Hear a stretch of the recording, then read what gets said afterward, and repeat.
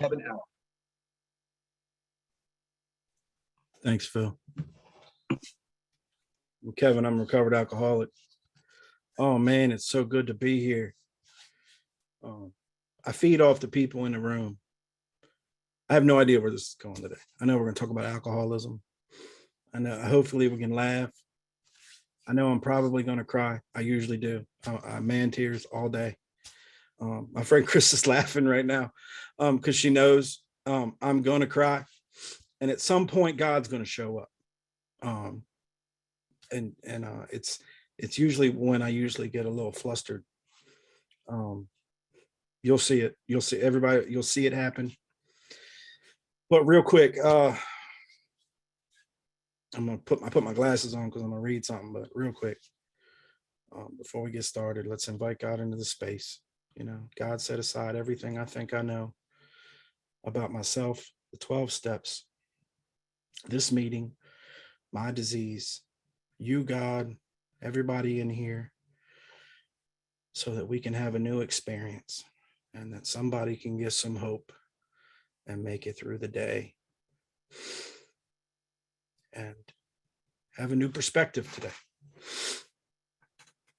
And another prayer that me and my sponsor like to say when we're doing something like this is, please remove my fear and demonstrate and direct my attention to what you would have me be and demonstrate through me what you've done in my life. And please empower me with the strength that I lack and the courage, and give me the courage to help me experience today's daily reprieve. Amen. Now, at least I know now that I am not the one running the show here. I am only the narrator for this story. This won't be, I can promise you it won't be linear, because if I've got 50 minutes, that's going to be boring. And usually an alcoholic only can, you can only endure what your ass can handle. Sorry about the cussing. I will try not to do that. I'm pretty good about not doing it. So, but let me read something real quick. There was a mention earlier, before the meeting. You will always hear your story somewhere in Alcoholics Anonymous. And I've never heard my direct story verbatim. I've heard people say it in pieces. And I didn't hear my story until 3.5 years in, when I cracked open the back of the book. My home group is the Bronx Big Book Study. And, actually my friend Chris, she dragged me in there one day, and sure, I followed her in there. She said, you'll benefit from this meeting. And I don't know, the meeting had been open like a month, maybe a month and a half. And my buddy, who is one of my best friends now, Matt, he got a fire call, and Frank was already in there, and he had gotten a fire call, and he was like, I need somebody to help run the meeting. And I think there was like 35 people in the meeting at the time. And I said, I'll do it. And he just hosted me and left. And I didn't know what it entailed. I didn't know what was going to happen after that. And this meeting has turned into a monster, right? I just started showing up, and Matt and I, and then Frank would host one night, and then, we would all take turns. And the next thing you know, it's like starting from 6 people to 30 to 35 to 90 to 7 days a week to 150 a night to whoa. And now it's still kicking around. It's still kicking around, on a slow night, we'll have 187, like if 150 show up, they go, what's wrong? It's Raven's nodding her head like, what did we do wrong? There's only 150 here. But that's usually happens on a holiday. Like, God has moved through the space so much. Like, it is one of those meetings where we tried our best to stick to the traditions. We haven't done it perfect. And that's the beautiful thing about Alcoholics Anonymous is you don't do it perfect. If you fail and you learn from it, that's the great part. there's that line in the back of the book, and to the employers, where Henry Ford says your experience is a great asset. And then Bill Wilson drops that line in there, only if you turn it to good. And those two men who are innovators, you combine their quotes, and you're like, man. And then at the bottom of it says cling to the thought that your darkest past can become your greatest asset. It can avert death and misery for others. And if I get past the self-pity, if I work the steps, if I get to when I work the steps, and I work this and I get in this fellowship, and I get into service, that happens. Because see, self-pity is the worst thing about me personally today. When I get into self-pity, resentment is close. Like when you read the big book, like selfish and self-centered, that is my problem. Like I am selfish and self-centered to an extreme. I am that person, right? And resentment is the number one, is a killer. But if I'm spiritually fit, those resentments, they just kind of fall off of me. And self-pity and resentment, they're always in the same sentence, it seems like. And when I start to feel bad for me, I immediately direct it at you. And so, like, I have no idea where this is going. I have no idea who I'm talking to right now. I know I'm talking to a lot of you guys, but somebody in here, man. That's the beautiful part about these meetings, is that when God, when the Spirit takes over, and we try to float this hope, and you get offered this opportunity to tell your story, you never know who it's gonna catch. I'm not talking to the old timer in here. I'm not talking to somebody like who's got 5 years of sobriety like me. I got sober April 1st, 2016. Talking to that person in their first 30 or their last 30. You never know who it is. So the point I started off, see, look, I go on these tangents, man. I got, I don't know if I got ADD. I definitely got alcohol defiance disorder, but I will run a tangent. Like, man, I will run a tangent like a jackhammer. But we're going to laugh today, so you might as well. But it's this part in On the Move, right? And it says AA and the steps of recovery have, and I get emotional every time I read this. AA and the steps of recovery have shown me how to look at events in a different way. I can now understand how some things which seem like major disasters turned out to be blessings. Certainly my alcoholism fits that category. I am a truly grateful alcoholic today, and man, you're going to see that, I hope. I do not regret the past nor wish to shut the door on it. These events that once made me feel ashamed and disgraced now allow me to share with others how to become a useful member of the human race. My physical disability has not altered that attitude. If anything, it has enhanced it. Long ago, I learned that no matter how uncomfortable I was physically, I felt better by getting outside of myself and helping someone else. It has also helped to learn how to laugh at myself and not to take myself so seriously. I am aware that I'm not the only person on the earth with problems. And, I'm 43 years old, and I'm disabled and handicapped, handy-abled, and I'm about the most, I got it. And I saw that, and I'm not, she knows who I'm talking to. And see, I'm a little bit call and response. I'll play with you if you point at me. And, we're here to have fun, man.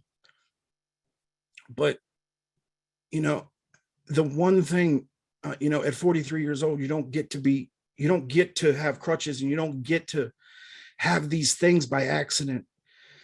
Now, granted, I didn't ask for this, but, and it's a privilege to have them today. Now, when I first got them, I'm not saying these things, but, and I don't say these things and I hope I'm saying these things with a measure of humility and a measure of I'm not, I want to say, I don't want to know if I want to say pride, but proudness, of okayness, like I'm okay today, right? Like, because when I start and everything I want to say, everything I'm saying, I hope that it leads up to this point, like, because we got a minute to talk about some stuff, right?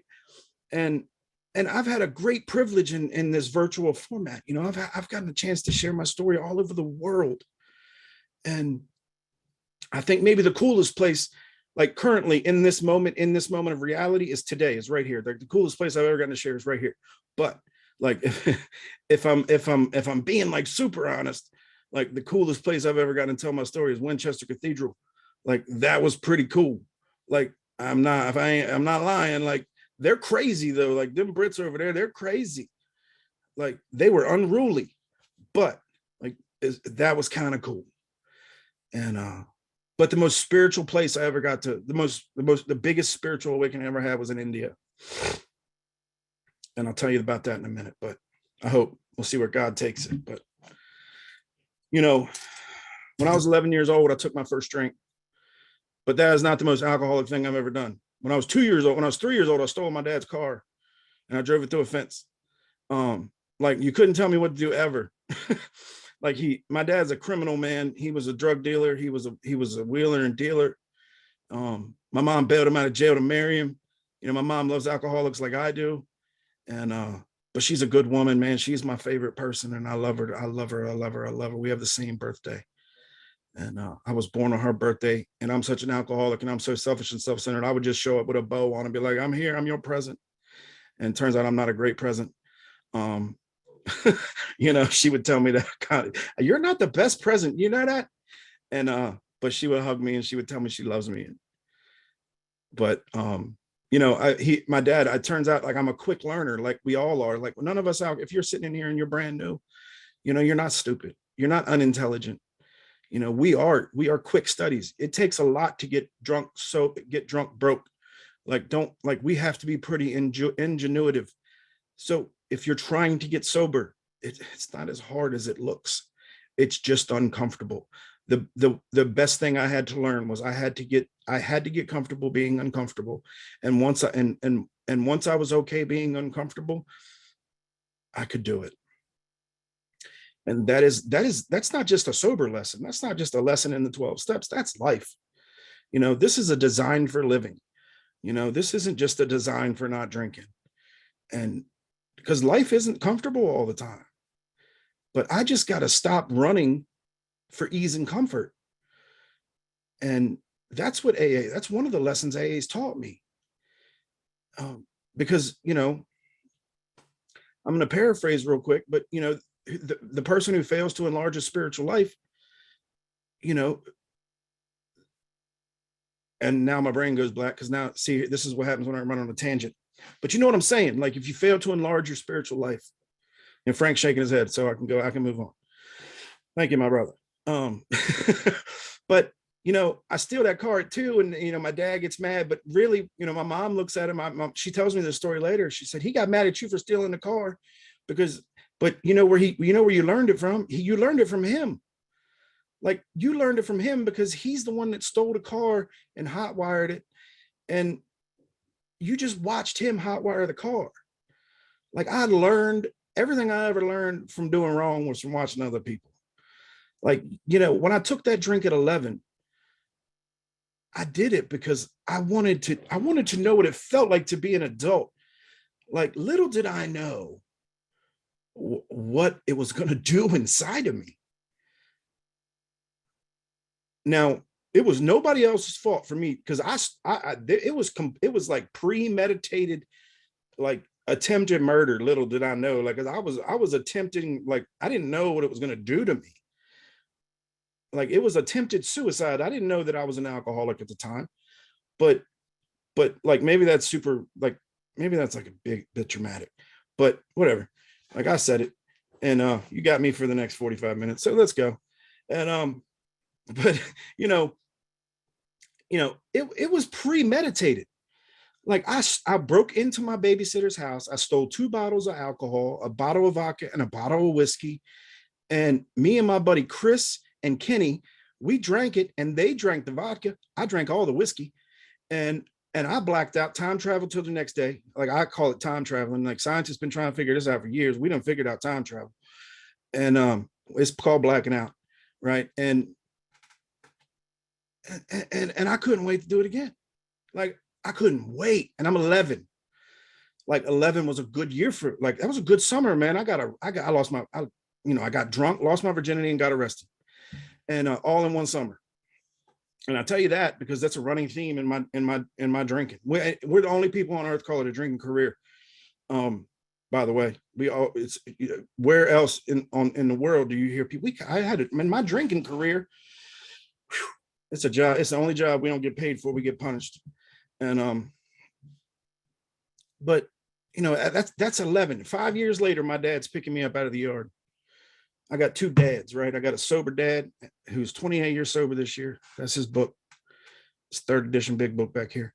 He's 28 years sober this year. And I got a dead dad, that biological dad, who basically, I say he commits suicide with drugs and alcohol because he would call me drunk. He would say, "I'm gonna do it tonight." But he never slit his wrist or pulled the trigger.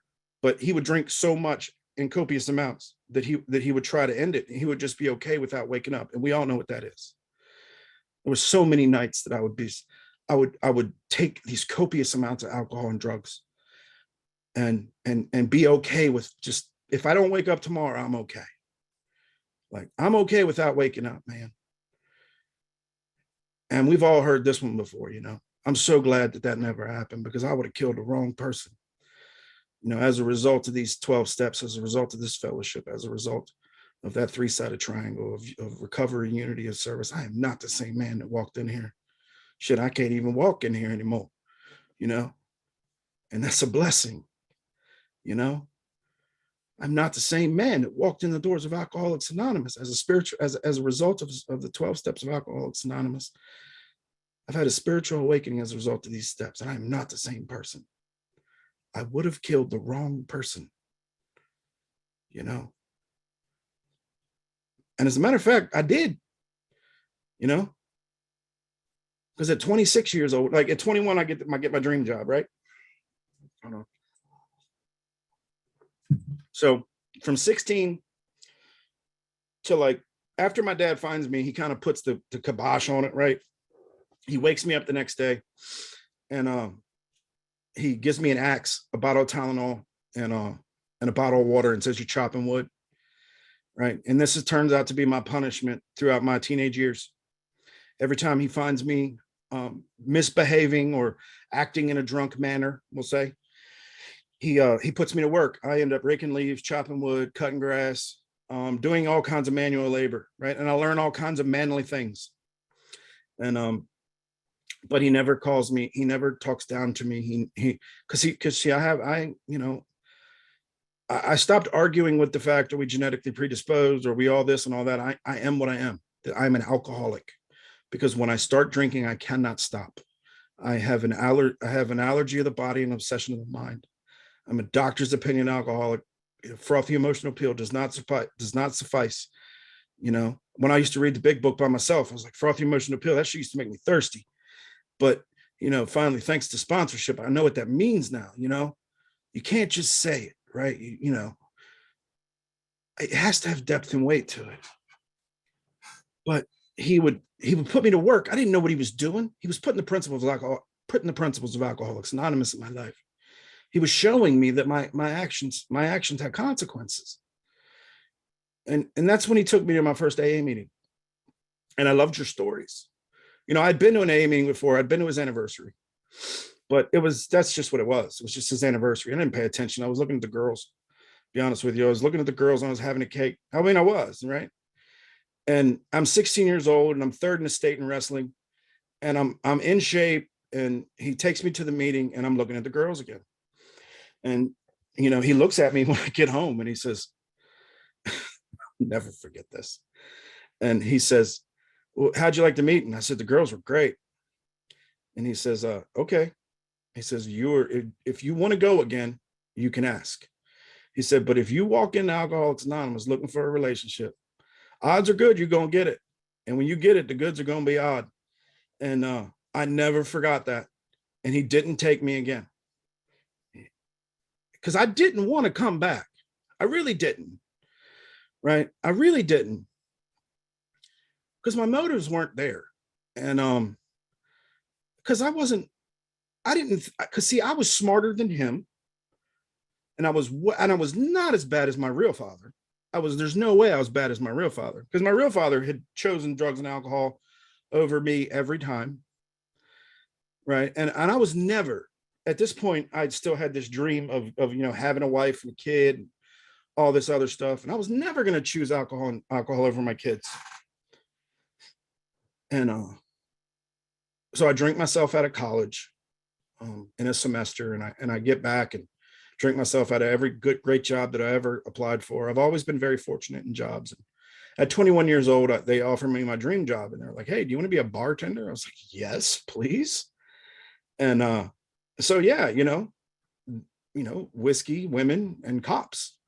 And but the cops don't quite show up yet. So I start getting speeding tickets, and then I start getting arrested because I'm too drunk to remember to go to court for these stop sign tickets. And 5 years into that job, I get in this accident, and my mother gets the call. I hit this lumber truck between 50 and 70 miles an hour, and I break everything on the right side of my body, from my shoulder to down to my ankle. I broke my pelvis, my hip, my knee, my ribs, my ankle, my elbow, and then I broke my left wrist. And I tell you that because there's this guy, and his name's Lorenzo Parker. And he pulled me out of my burning car, and he saved my life, and he's my hero. And so that night, I'm going to tell you about Lorenzo in a minute. I'm going to speed this up because I want to get to the good stuff. But I died that night, and I was put on life support.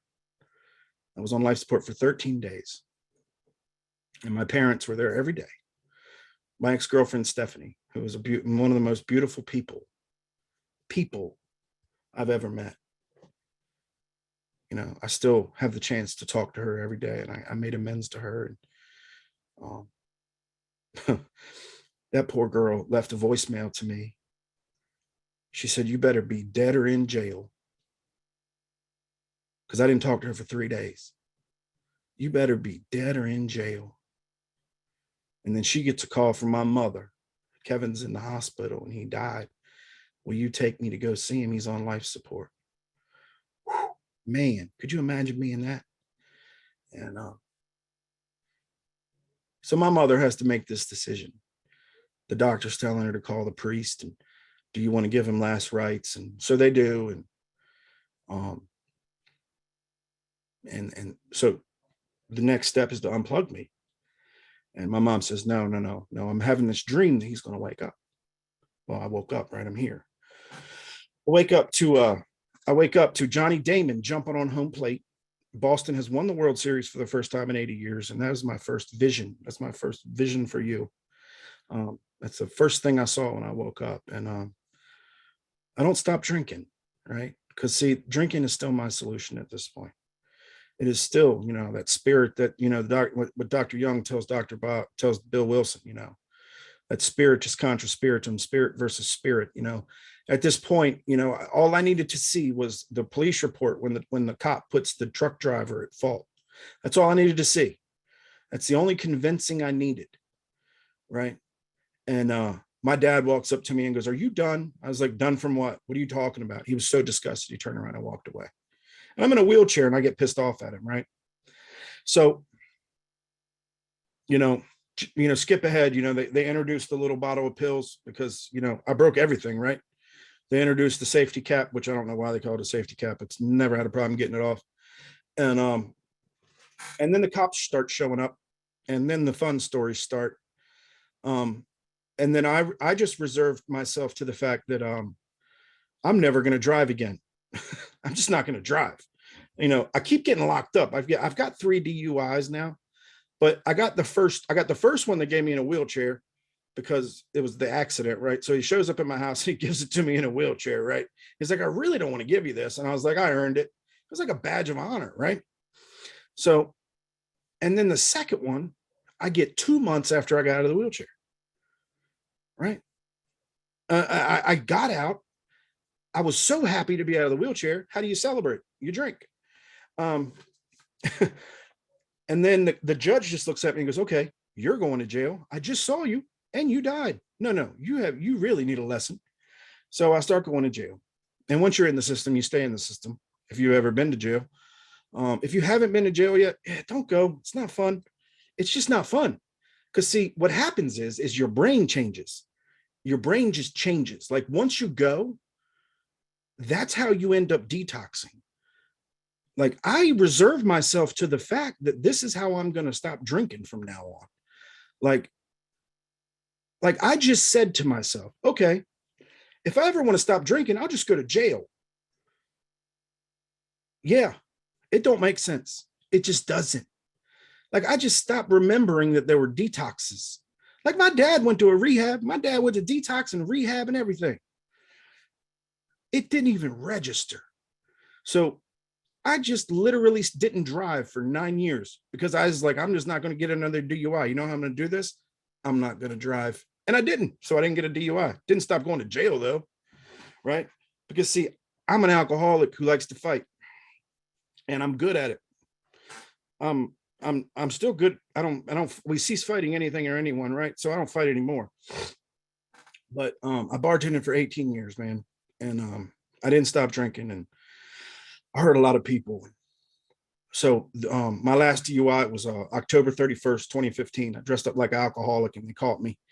Um, and I haven't been to jail since I came into Alcoholics Anonymous this time. Because this time I was surrendered.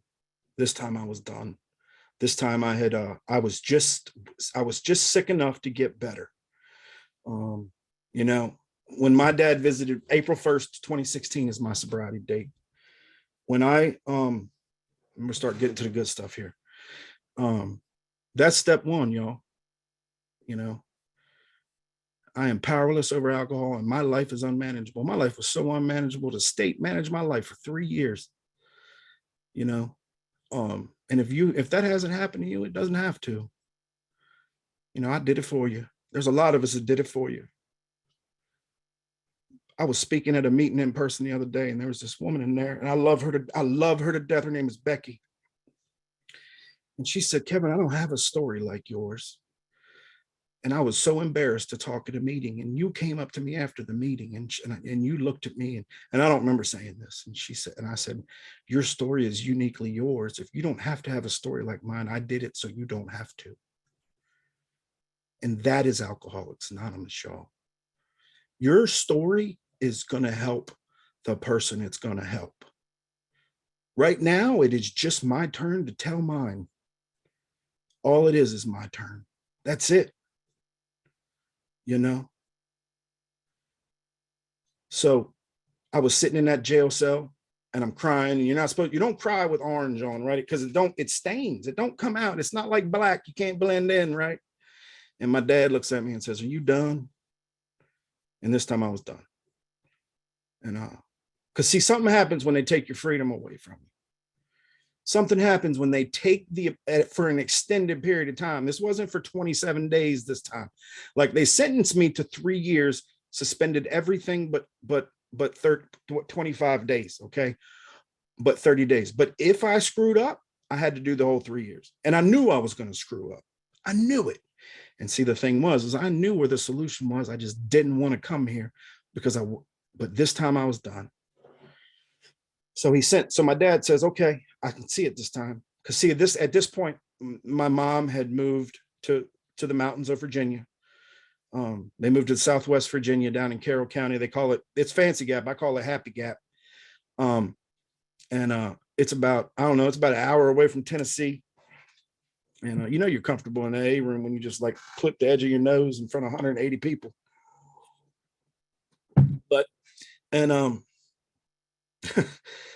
But yeah, so my dad sentences me. I say sentence because that's what it felt like at the time, right?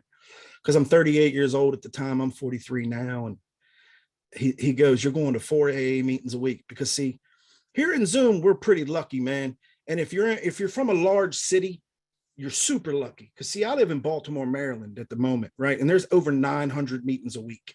In New York, there's over 3,000 meetings a week. And in LA, there's even more than that, right? In Chicago, there's a lot. But see, where I'm from this little place called Solomon's Island, Maryland. And it's a little drinking town with a boating problem. And there was only 17 meetings a week. So my dad says, you're going to 4 a week. Right. And I said, okay.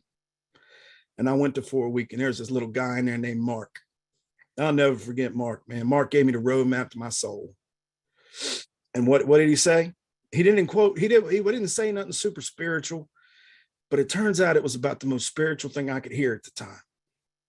See, I was only about 27 days sober when he said it, because I just got out of jail after 25 days, and all I owned was a pair of jail slippers, a t-shirt that was way too tight for me because it was still the only thing that was left at my dad's house, and a pair of orange jail pants. And it was just chilly enough. I walked into the meet and I was sitting down, and Mark is sitting there in like a picnic table button up. It was like checkered, and he had his pants on, his Dockers or whatever that like preppies wear. And he was folding origami on a Star Wars book. I'll never forget it. I was like, why is this dude folding origami? And he said, I didn't get sober not to have fun. And I said, there's my sponsor. Because see, this is the way God works in my life, right? Because see, when I was 16 years old or 15, like I had these ideas of college, but they would ask me, what did I want to be when I grow up? And I'd say retired. And like, I didn't know, like I just wanted to have fun, right? I didn't have a plan. I still don't have plans, right? By the way, careful what you wish for.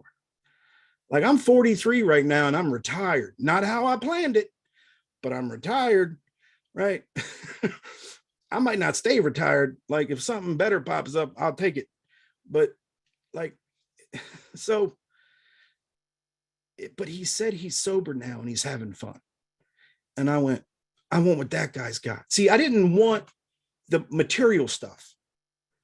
Because see, when I get some kind of spiritual currency, like I hate to say currency, but when I get, he had something spiritual, like Dr. Bob, like a spiritual insurance, right? He had a spiritual freedom to him. He was so comfortable in that room. I knew this guy wasn't alone. He wasn't even paying attention to anybody. He was just so free. And I walked up to him after the meet and I said, hey man, I'm looking for help, man. I know I can never drink again, but I need to know how not to do it. I said, will you sponsor me? I was super uncomfortable, by the way. And I think it even stumbled out of my mouth. And he said, hey, it'd be an honor. I said, it would be an honor. I didn't know what that meant. And he said, are you teachable? I said, yeah, I think so. He said, are you willing to go to any length?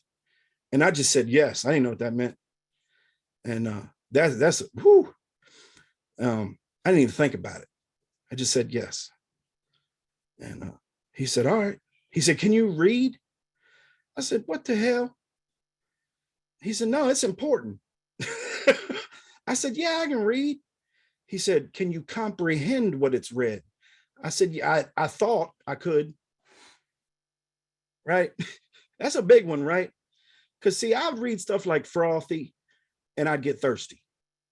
I'd get to bedevilments and I'd like eggs. Like, I read wrong. I can't, like, we would get to stuff and the stuff that sticks with me today, like I get to that part and how it works. And then I would be like, we stood at a turning point and I would say, what is that? And he was like, remember in jail? I was like, yeah. He said, you remember when you were done? I said, yeah. He said, there's your turning point. He was like, you want to stay here forever? I was like, I don't know. He was like, how about today? And I was like, yeah, today works. He said, be willing to grow along spiritual lines. He said, that's the trick. There's the trick. He said, always be willing to grow along spiritual lines. He said, remember, how it works is step 2. He said, outside of the steps that are read, he said, you're still in 2. And then me and my current sponsor, who basically looks like he belongs in a circus, like he makes his own clothes. He's amazing. He'll tell you he belongs in a circus. But his name is Jamie, right? And I love what he says, Step two is being on a journey. It's always seeking and never finding, you know. And because if step one's the problem, step two is the solution. Once I could get this firm grasp in two, the rest of them just fall. They just fall. Like I don't have to understand the steps to do them because they're what seemed at first a flimsy reed turns out to be the ever loving hand of God. Right. If I gently hold on and don't try to grasp it and hold and own it. See, this is an open-ended spirituality. Like it's not mine to keep.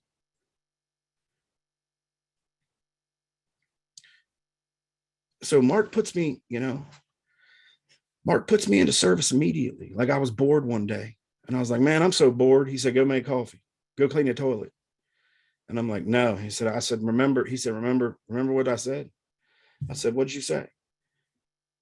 He said, are you willing to go to any lengths? I was like, oh shit. Oh yeah, I remember I said that. I didn't know there was a spiritual awakening in a toilet brush. I didn't know there was a spiritual awakening in a coffee pot. If you stick around long enough, they give you a desk like Phil. I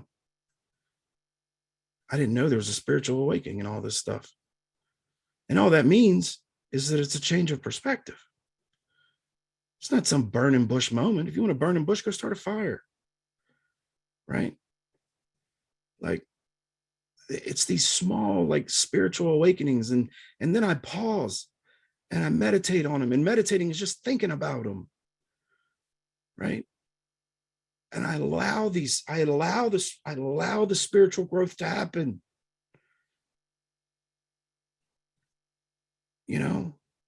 I didn't sponsor somebody for like 2 years. Why? Because I wasn't ready. I was so arrogant. I wanted to. Don't get me wrong. I wanted to. Like some guy asked me to sponsor him 3 months in. And it turns out all he wanted to do was come into a meeting and beat somebody up. Like I was like, yeah, I'll sponsor you. And I didn't ask my sponsor or nothing. And I was like, come to this meeting. He was like, perfect. He came in drunk and tried to fight somebody because the dude was sleeping with his wife. Right. No, I should have called my sponsor. I should have talked to him about it. I should have asked him if it was okay. I should have said, hey, am I ready? I didn't say none of that. I didn't check my motives or nothing. I was like, guess what? I got a sponsee. He was like, whoa, why? He was like, no, you didn't even, no. Turns out dude showed up. He would call me at 4 a.m. drunk. And I'd be like, why are you calling me? He was like, I've been drinking. Ain't you who I'm supposed to call? Nope. I told, don't call me when you're drunk. I can't help you when you're drinking. But it's spiritual progress, not spiritual perfection. Don't get lazy and say progress, not perfection. My sponsor would correct me on that all the time, man. God allows for the mistakes. And the biggest one of the, and I know I only got like a few minutes, like 10 minutes here.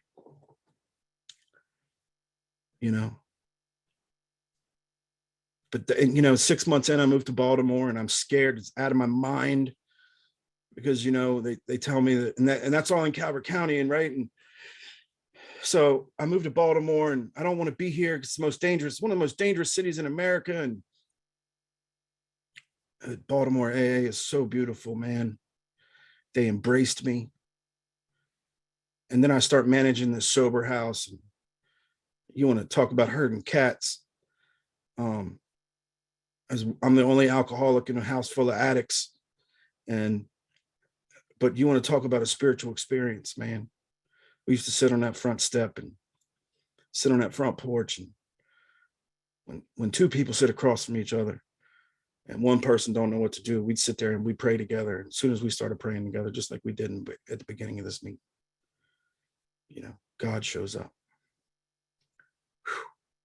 I've had some of the most meaningful conversations with these men, and some of these men have died. Some of these men aren't here because this disease does not play.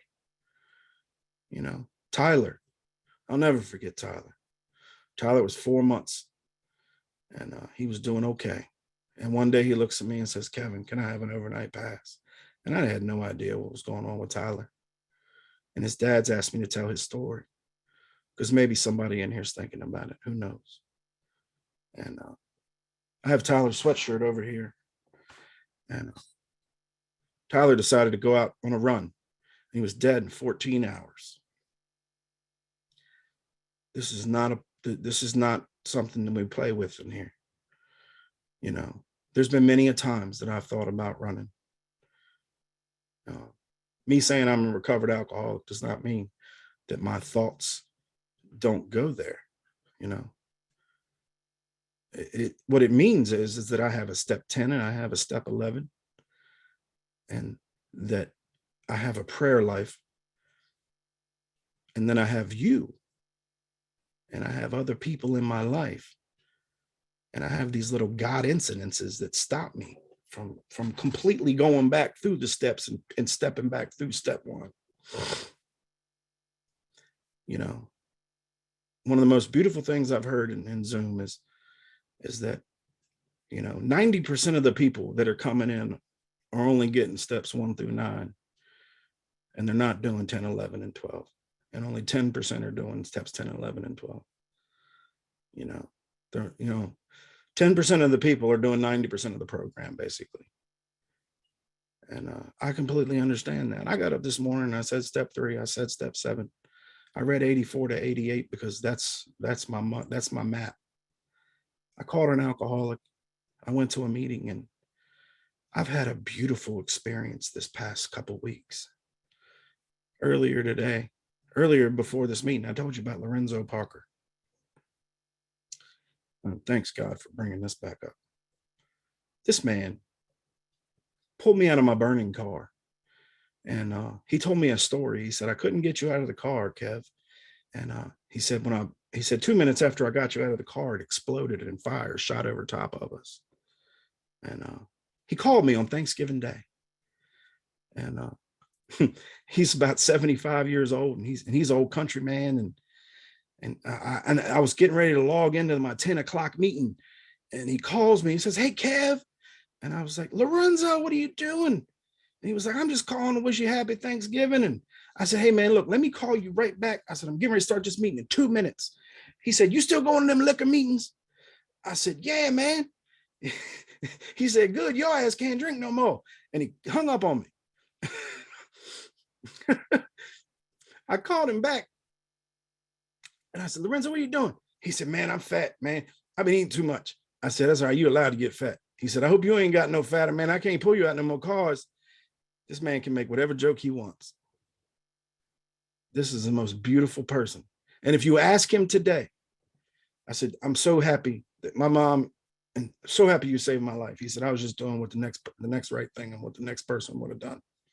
And I was like, no, no, not the next person wouldn't have done that. And I know that because the guy whose truck I hit ran and got him. Like, this guy, man, and he calls me. Like, wow, that's a blessing. I went and hung out with my brother today.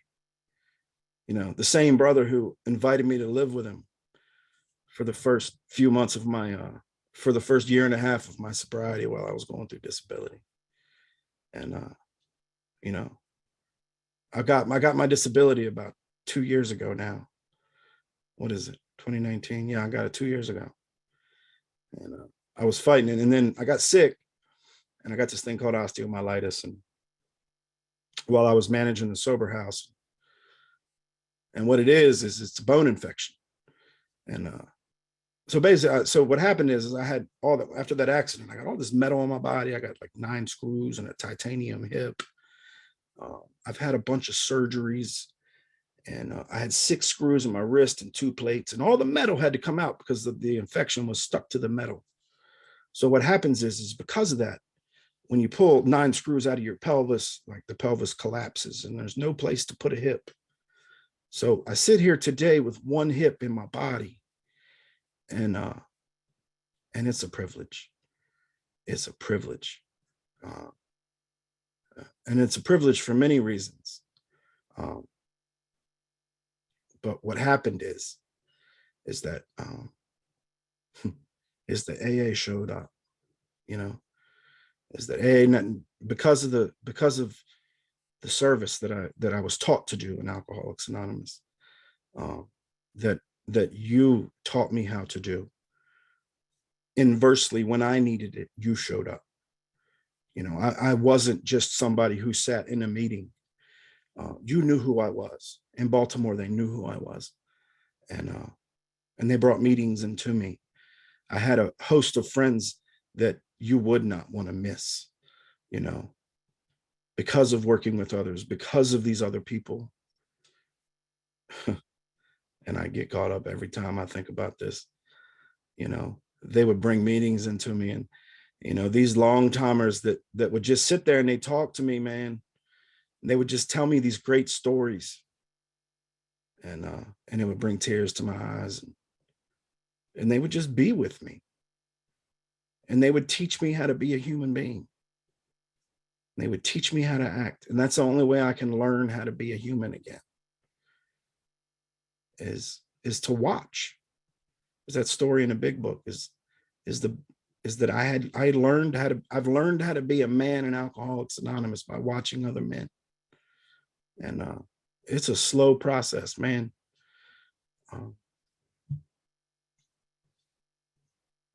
Thank you so much, Phil. There's about 5 minutes to go. Thank you so much for allowing me to share my story with this room.